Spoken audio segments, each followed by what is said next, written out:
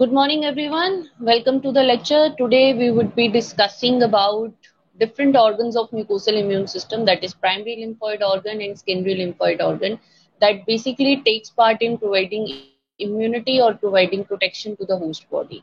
So the main learning objective of this lecture is you will be getting to have a detailed understanding of different organs of the immune system and their types. For example, primary and secondary, and then what are their structural characteristics, their functional characteristics, and how they basically go for the maturation of various lymphocytes that impart us the immunity. After the end of this lecture, you will be able to learn about these organs providing the immunity and their structural and main functional properties. So if you talk about, in the previous lecture, we have talked about hematopoiesis. That is a process in which there were two cell lineages, lymphoid and myeloid. From there, the different type of cells were being originated. So if you talk about how these organs also develop, in that case, if at the age of 3 weeks, when the fetus is developing in the yolk sac condition, the blood islands are being formed, erythromyeloid stem cells are being formed, RBCs are, are under formation because they are the primitive cells. However, at that time, lymphoid progeny is not there. When the fetal liver starts developing, it basically triggered in the time span of 5 to 6 weeks. At that time, it is being being growing from both the sides, and maximum there are 6 months during which this complete neonatal stage or complete organs they basically develop. Then is spleen and then bone marrow. The bone marrow is the primary lymphoid organ. That is the sources of all stem cells in adult, which is the major site of B cell maturation. However, the T cells, they basically develop into, they basically mature into the thymus part. So this is the complete, during the process of this complete development, how these organs develop, that is the important point. But first of all, we need to understand what is lymphoid system. There are two types of lymphoid organs in this lymphoid system: the complete lymphatic vessels, the complete network of lymph nodes, that comprises of lymphoid system, in which there are two main types of lymphoid organs. One is primary lymphoid organs and secondary lymphoid organs. Now in case of primary lymphoid organs, there are two types, that is bone marrow and thymus. And in case of secondary, it is further divided into two parts, that is organized secondary lymphoid organs, which are of two types, lymph nodes and spleen, and then is less organized. We'll be discussing each one in detail. Now the point is lymphatic system that I was talking about. Now if you talk about lymphatic system, that means it is a network of vessels. And what these vessels will do, these vessels, the main work of these vessels is to collect the fluid from different tissue, and the major cell type that keeps circulating in this fluid, that are lymphocytes. However, the flow is unidirectional. That means they will flow in one direction only. However, and there is one important thing here, that lymphatic system is actually the first place where the antigens are detected or they are captured. Now the point is, this lymphatic system, the fluid that we are talking about, in that case, how this fluid is coming, this fluid is known as lymph.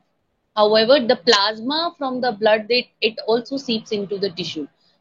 From there, the interstitial fluid either goes back or it becomes lymph. So, for example, if the fluid is going back to the tissue or going back to the organ, then in that case it will remain substantiate to that very location. Otherwise, it will change into lymph. Now, this lymph is the fluid that basically circulates or enters inside the lymphatic vessel. And if you talk about the, it is a network of vessel. In that case, there is one vessel, one duct, that is the largest lymphatic vessels, that empties the fluid from subclavian vein, that is thoracic duct. This is the important point to remember, that thoracic duct is the largest lymphatic vessel. Now, this lymphatic vessel complete network, it also depends upon the muscle contractions for the movement, that how our muscles would be moving, how you can move your hand, you can move your leg. However, the one-way valves ensures, because they are one way, there is a one-way traffic of this fluid. That is why the direction of the fluid is unidirectional. And as I said, that this is the first site where the antigens are detected. In that case, lymph nodes are the sites where the first of all antigens are detected or captured, because they act as filters for the antigens. So this is the structure of this lymphatic system, lymphatic capillaries in conjunction with lymph node. This is a tissue space. These are lymphatic capillaries. These are lymphatic vessels that are carrying the lymph fluid. These are lymphoid follicles. However, this is a lymph node that appears to be like a bean-shaped structure. There is a very important point, these, that there are many afferent lymphatic vessels. That means the vessel draining the lymph from the vessels into the lymph node. As you can see here, you can count 1, 2, 3. But there is only one exit vessel, that is efferent lymphatic vessel, and this is the site, this lymph node is the basic site where the antigens are filtered out. And this complete system of lymphatic vessel, lymphatic capillaries, lymph nodes, this is basically known as lymphatic system, lymphatic vessel system. Now, if you talk about organs of the immune system, you can first of all, the first thing is whenever some organs develop, first of all, the development phase and the maturation phase, it takes place in primary lymphoid organs. As you can see, this is thymus, this is bone marrow, this is the stem cell in bone marrow. It is being, giving rise to T lymphocytes and B lymphocytes. In the second part, that these T lymphocytes and B lymphocytes, then the further distribution to different secondary lymphoid organs is happening, so that antigens can be processed or can be further processed or presented, or they can be further engaged. In that case, the organs are tonsils, lymph nodes, spleen, Peyer's patches, appendix. The mucosal associated tissues are known as malt. So all of these are different type of organs depending upon their distribution, depending upon their development and maturation. Now, if you talk about birds, in birds, for example, in humans, the main site of B cell maturation is bone marrow. But in case of birds, this site is bursa of fabricaceus. That is the main site of B cell maturation. This is the bursa of fabricaceus, as you can see. This structure, the enlarged version. This is the main site, because at the day of 11 to 12, the nodules from these lining, they form two regions, cortex and medulla. These are nodules. So here the B cells get matured in case of birds. That is quite different from humans. However, the normal scenario, this thymus that is above the heart, the organ which is lying, that is the site of maturation of T cells, and bone marrow over here, this is the site of B cells. Now, first organ that we would be discussing about in case of primary lymphoid organ, that is thymus. First of all, whenever this thymus is basically developing, in that case, the epithelial cells are basically responsible for giving rise to this thymus. However, they are quite contagious also. The lymphocyte arising from the yolk sac, or you can say in the early stages, and then after 5 to 6 weeks to the liver development, it pushes these epithelial cell apart at the week 10 level. At that time, the cells remain connected via various connections, for example desmosomes between these cells, so as to create a network. At that time, they form a sponge like mesh network of these epithelial cells, and that is known as reticular epithelial cells. Basic thing is that they will induce the proliferation of lymphocytes, and then they will distribute those lymphocytes into the thymus parts, that is medulla and cortex. At that, then after the week 14 to 15, blood vessels will start growing, lymphocytes will differentiating into T cells, they will leave, then the leave from the thymus, and they will start populating the organs on which they can act upon. This is the thymus. In the case of adults, it lies up behind the sternum, above the heart. As you can see, this is the heart, this is the thymus, and it is lying above the heart but behind the sternum. This is the location. Now, as the thymus is the main site of T cell maturation arising from the epithelial cells forming a reticular type of epithelial cell networks. T cells are, undergoing lymphopoiesis. Then mature lymphocytes are being produced. Then they leave the venules and they move to the organs. If at this stage thymus is not formed from the epithelial cells during the yolk sac development, then fetal liver during those weeks of development, at that times, due to that reason, T cells won't be able to develop. If T cells are not developed, your immunity would be diminished because the T lymphocytes are completely absent. So this is the network actually. Epithelial cells, as you can see, these are the epithelial cells, the pink ones. And this gray colored structures are known as thymocytes, that is immature T cells. This is the Husserl capsule, and these are the capillaries and how they start developing into the inside the thymus part. This is the fetal thymus when the lobes are formed and the two regions are formed, medulla and cortex. Cortex is containing the immature T cells and medulla is containing the mature T cells. This is the complete structure.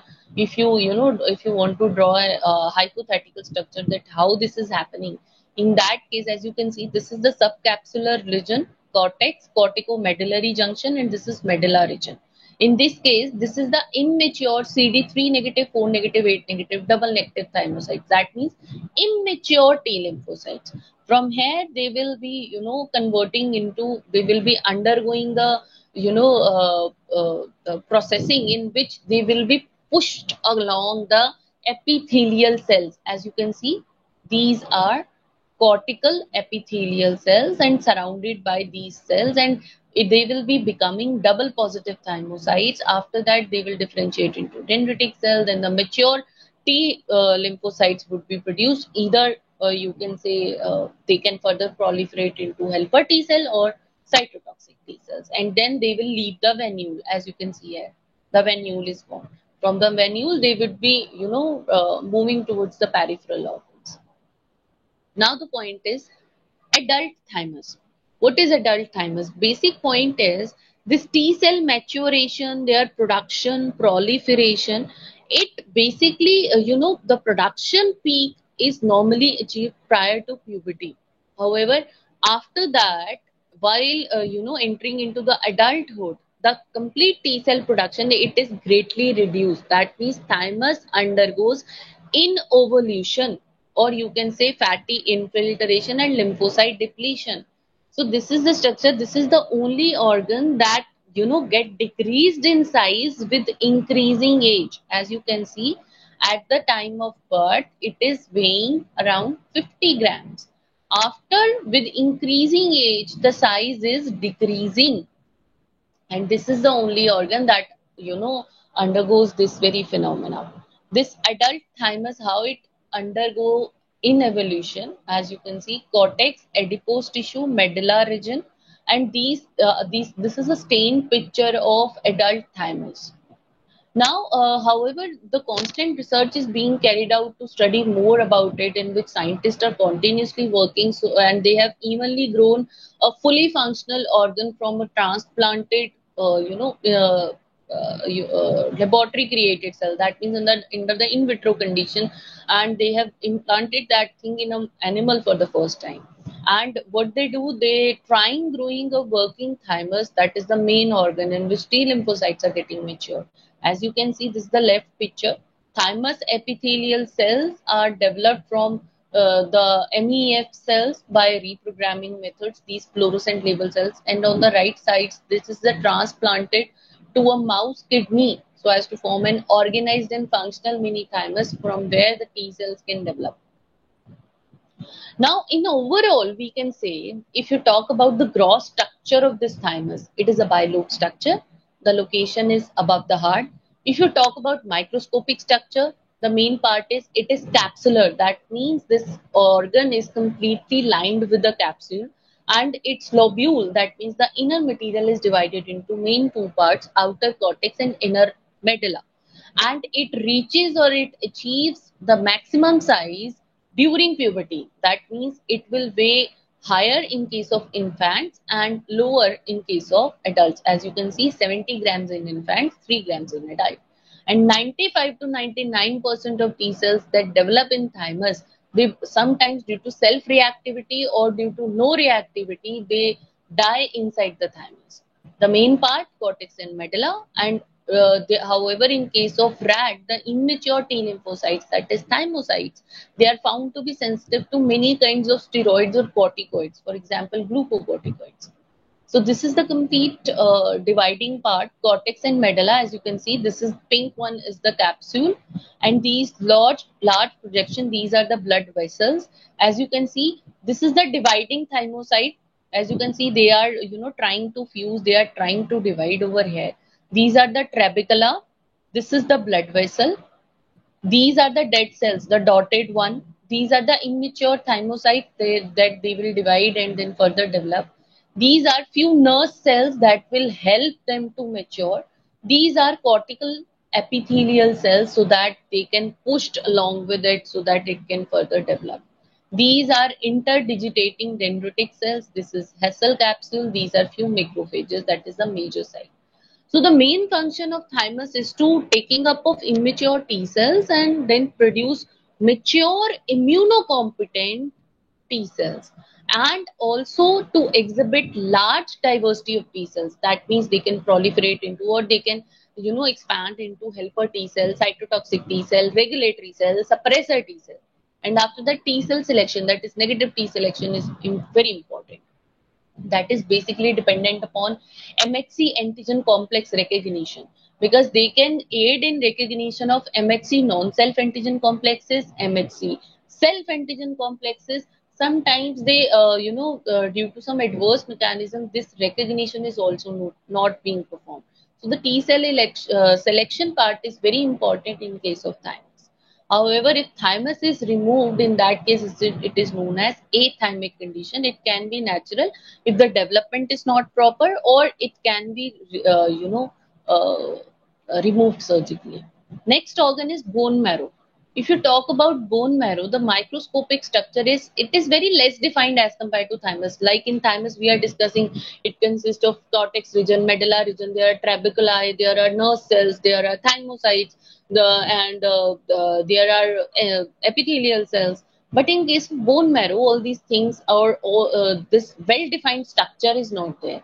The major role is of stromal cells, that the major function they play is hematopoiesis, the site of B cell maturation, B cell selection, and the mature naive B cells transportation outside. Now, this was all about primary lymphoid organs. The next point is, what are secondary lymphoid organs? Now, these secondary, as the name suggests, they are the secondary. That means they would be somehow, in one way or another way, they would be taking the material from primary lymphoid organs. So that means those lymphoid organs who are specialized for trapping antigens and facilitating their presentation to the lymphocytes that have been matured in the primary lymphoid organs, those are known as secondary lymphoid organs. And the main thing is, they are characterized by localization of different well-defined areas of T cells and B cells. However, they also possess certain follicles, germinal centers, where these B cells can be further differentiated into plasma cells. Now, what is lymphoid follicle? Basically, it is a germinal center, and that is formed when activated B cells, that means the matured and activated B cells from the bone marrow, they will enter inside these lymphoid follicles and they will start proliferating. At that time, the different genetic recombinations, somatic hypermutation, affinity maturation, isotype switching, are the major phenomena due to which these activated B cells then further differentiate. And the selected B cells will then mature to plasma cells, and they will start producing the antibodies, and on one side they would be saved as memory B cells also. So this is the follicle with germinal center, the stained version. This is the germinal center, and you can see three zones in it. That is MZ, that is mental zone, light zone, and dark zone. Mental zone, in that case, the resting cells are present. Light zone, they are mature small centrocytes that also comprise of many follicular dendritic cells that are required for antigen capture and presentation. And the dark zone, this complete central part. It is a closely packed, rapidly dividing centroblast that majorly plays a role, that majorly act on the B cells to get activated. However, if you talk about encapsulated peripheral lymphoid organs, they are of two types, lymph nodes and spleen. As we were discussing, that the most organized ones in case of secondary lymphoid organs are lymph node and spleen. So the lymph node, the main function is to filter the antigen from lymph. That means the lymph, if it is carrying some kind of antigen, the main function of lymph node is to act as a filtering agent, and they will be basically receiving these antigen and antigen presenting cells from the local sites, from the different organs. Spleen, it filters antigens from blood. Basically, the major difference between lymph node and spleen is lymph node is a filter of antigen from lymph, and spleen, it filters the antigen from blood. The fluid is different, and these antigens that spleen encounters, they are basically arising from systemic infections. They are not localized ones. However, in case of lymph nodes, they are localized ones. Now the first is lymph node, that the main function is to filter lymph. It filter lymph. Filtering stations are basically enclosed in different lymphatic vessels. They are present everywhere, and the network is quite large and numerous. However, the major localization site is axillary region, groin region, abdominal aorta, neck region, mesenteric region, and depending upon the location, they are being named as such. For example, cervical lymph node, mesentery lymph node. Regional nodes are also there that basically drain the particular regions or particular organs or the antigens that are captured in particular organs. So in overall, you can say lymph node, if you talk about gross and microscopic structure, the gross structure of lymph node is bean-shaped structure. It drains major segments of the lymphatic system, and the microscopic structure, it consists of major cell types, that is lymphocytes, macrophages, and dendritic cells. It contains three regions, that is cortex, paracortex, and medulla. And there are two types of follicle system, primary and secondary, that is a lymphoid follicle. This is the structural. As you can see, these are the afferent lymphatic vessels.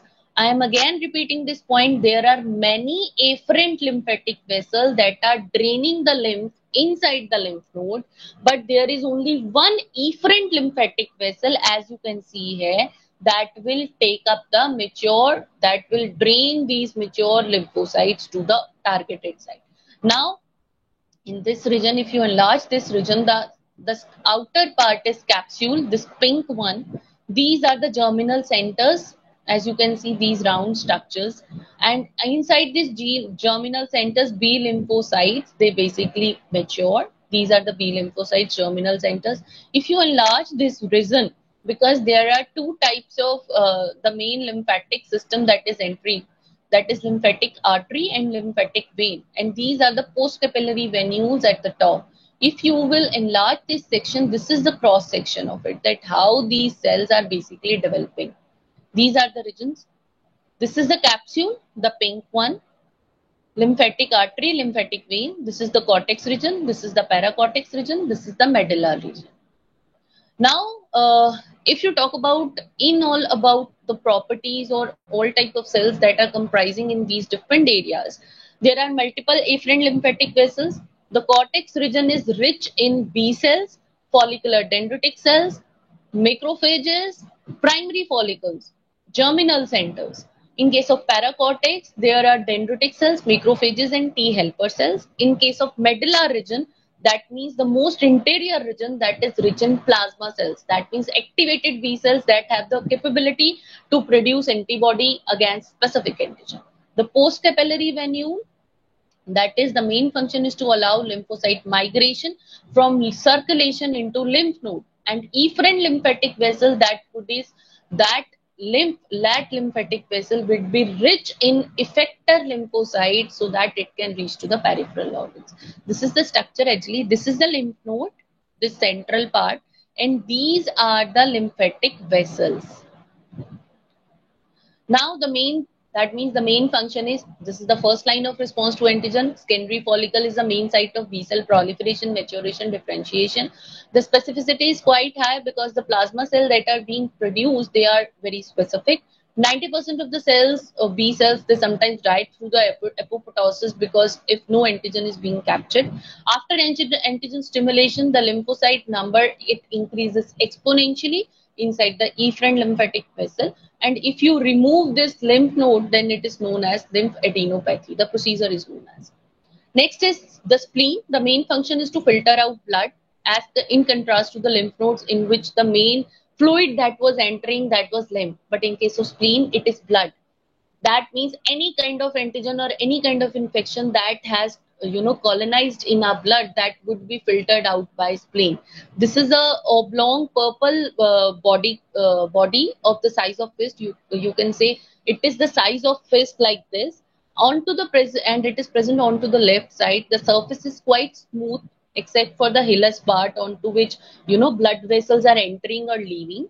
However, there are no lymphatic vessels, there are no lymphatic system in this. It is majorly divided into two regions, that is white pulp and red pulp. White pulp is known as lymphatic system because it is basically comprising of small arteries that are surrounded by the sheath of lymphocytes. Those are known as pals, that is periarterial lymphoid sheaths. They are further surrounded by a slight marginal zone. In case of red pulp, why it is named as red pulp and white pulp? Because red pulp is rich in, its basic function is to clear out RBC. That is why the appearance is red color.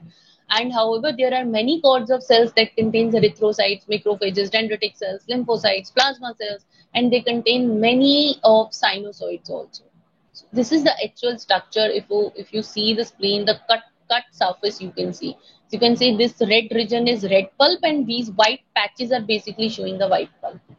Now, white pulp then further contains main two components, that is pulse, that is periarterial lymphoid sheath, in which the major lymphocyte is T cell, and the lymphoid follicle, that is majorly rich in B cells. That is the spherical structure. It would be basically distributed in form of small spheres that are scattered throughout these pulse region, and you can literally see it with the naked eye. You need not to have some special kind of instrument to see that. So, in overall, the structure, if you talk about gross structure, it is ovoid organ in the upper left quadrant of abdomen. If you talk about microscopic structure, it is a compartmentalized structure containing two regions, white pulp, red pulp, in which pulse is present. That is the main site of antigen presentation. Major cell types are lymphocytes, macrophages, dendritic cells, and RBCs. This is the structure, as I was saying. This surface is quite smooth except for this hilus part, on which to this blood vessels, arteries or veins are entering and leaving. This is the complete thing. This is the sinus part. These are the trabeculae. This is the splenic artery. This is the splenic vein that is basically carrying all the material. These are the follicular region. These are the marginal zones. This is the pulse region, that is periarterial lymphoid sheath. This complete region, it comprises of white pulp, and these regions are known as red pulp, that is basically containing the RBCs. Now, the main function is erythrocytes will enter the red pulp. They will push along through the masses of macrophagic cells that are present, and they will fill the splenic cords, and then they will be, push those cells inside the sinus. And the macrophages that are being pushed, the main function is to engulf or digest the old RBCs, or you can say the dead RBCs, so as to clear out those antigens from the blood. However, lymphocytes are also brought inside the spleen by the arteries and arterioles, and they enter the marginal sinus, that means the pulse region, and then they leave, migrate to the different domains. B cells migrate to the follicles, and T cells migrate to the pulse region. This is the structure. If you see the SEM photograph, this is the sinusoid, this is the pulp cord. This is the complete part, and it is being shown in the red color and white color. As you can see, this is the main red color, red pulp area, and this complete region is white pulp area, in which these are primary follicles, marginal zone is there, pulse is there, these are the germinal center, this is the vein, this is the artery. This complete thing is basically shown in the red pulp and white pulp part. The main function is to filter out the older RBCs, to trap the antigens that are present in the circulatory system, produce activated B cells. If you remove this spleen, that procedure is known as splenectomy. Next is mucosal immune system. In case of mucosal immune system, the mucosal associated lymphoid tissue is also present, and basically this complete thing is lining our mouth, our respiratory, reproductive tracts, and these sites are colonized by large number of lymphocytes and many accessory cells. And the major function is to respond against the ingested or inhaled antigen. For example, the mucosal associated lymphoid tissue lining our bronchial cell, those are known as BART. The cells, or you can say the region of gut, that at that very site, this mucosal associated lymphoid tissue is known as GALT, in which there are three parts: tonsil, Peyer's patches, and appendix. So the lymphoid tissue is MALT is basically a lymphoid tissue that is present below the epithelium, and the major lymphocyte that is present is B cell, because the antigens at this very site is being presented through M cell. As we have discussed in our previous lecture also, that M cells at the major sites at which, while providing mucosal immunity, M cells are the programmed cells that can capture the antigen, and then they present those cells to the dendritic cells. And preferentially at that very time, after that, the B cells, after differentiating into plasma cell, it will release secretory IgA antibody, because this is the major antibody that are present in the mucosal secretion. So this MALT region, it is basically comprises of these things, that is GALT, gut associated lymphoid tissue, in which the major part is Peyer's patches, appendix, Kendrick lymphoid organoids. NALT, that is nasopharyngeal associated lymphoid tissue, that will comprise of salivary glands and tonsils, bronchus associated lymphoid tissue, and urogenital tract.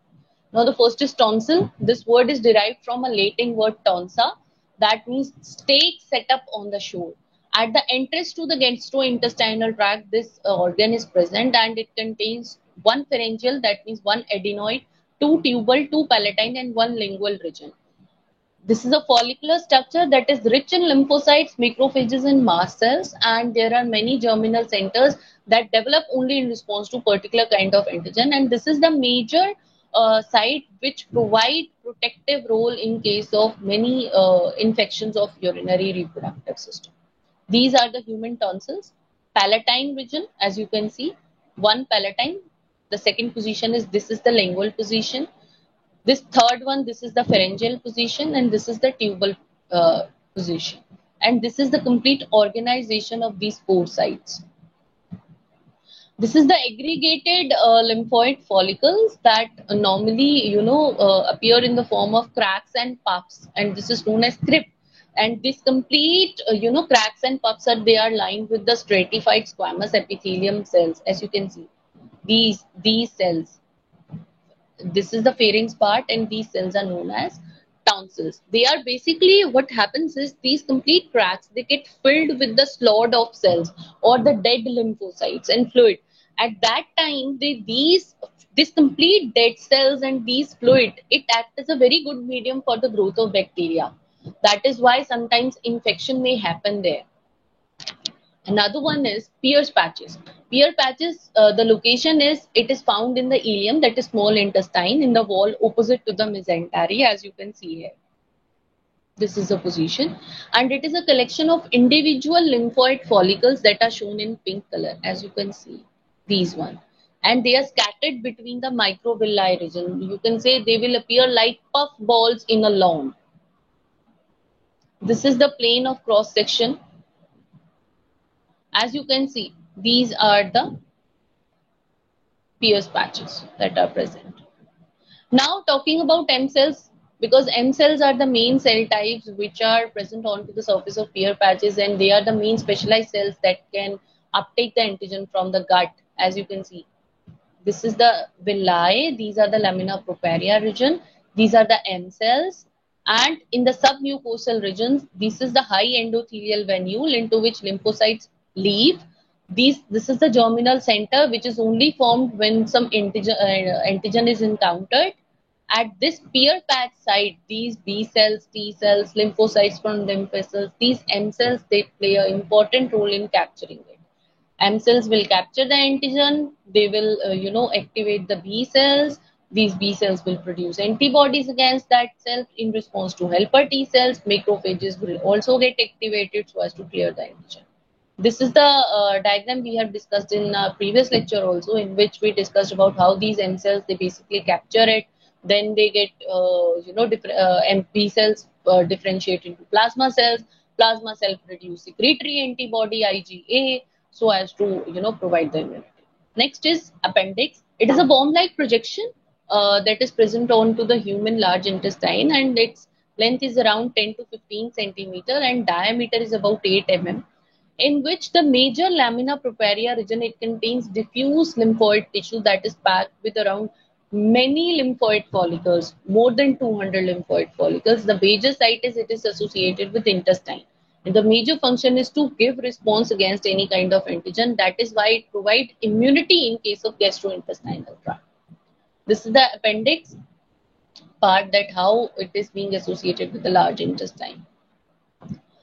So the complete overall summary of this lecture is the immune system. It is composed of many cell tissues and organs, and the complete anatomical arrangements of immune system, it facilitates the interaction with between different kind of antigens and the cells at appropriate times.